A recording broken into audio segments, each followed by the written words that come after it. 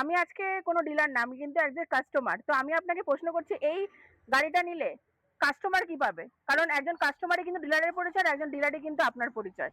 তো এটা কি কি দেখুন, পাবেন? আজকের দিনে যদি আমাদের গাড়িটা কেউ ক্রয় করে, তারা যেটা হচ্ছে যে আজকে বিভিন্ন ধরনের, আজকে যারা ক্রয় করছে তাদের ইকোনমি কন্ডিশন খুব ভালো নয়। ফলে আমরা কি করছি, বিভিন্ন পার্টসের ওপর ওয়ারেন্টি দিই। যেটা হচ্ছে আজকে চাইনিজ মডেল যদি কেউ করে, ওরা ওয়ারেন্টি পায় না বলে ওদেরকে আবার খরচ করতে হয় আমার টাকা। বক্তব্য হচ্ছে, আমি অলরেডি বলে দিয়েছি ইন্ডিমো নিয়ে, রঙের ওয়ারেন্টি, ইলেকট্রিক্যাল প্রোডাক্টসের 10 দিনের ওয়ারেন্টি, মোটর কন্ট্রোলার, কন্ট্রোলার 1 বছর, ডিফারেন্সিয়াল, হ্যাঁ, ডিফেন্সিয়ালের কতদিনের ওয়ারেন্টি? ওটা 6 মাস। 6 মাসের ওয়ারেন্টি, হ্যাঁ, এবং কনভার্টারে 3 মাসের ওয়ারেন্টি। ওয়ারেন্টি ইলেকট্রিক্যাল প্রোডাক্ট গাড়ি কেনার থেকে 10 দিনের ওয়ারেন্টি থাকে। একদম। তো এইগুলো কাস্টমার পাবে তো আমার? ইয়েস। এবং ব্যাপারটা হচ্ছে যে কোনো একটা কোম্পানি আপনি দেখাতে পারবেন না ইলেকট্রনিক্স গুডস এর উপর ওয়ারেন্টি পায়।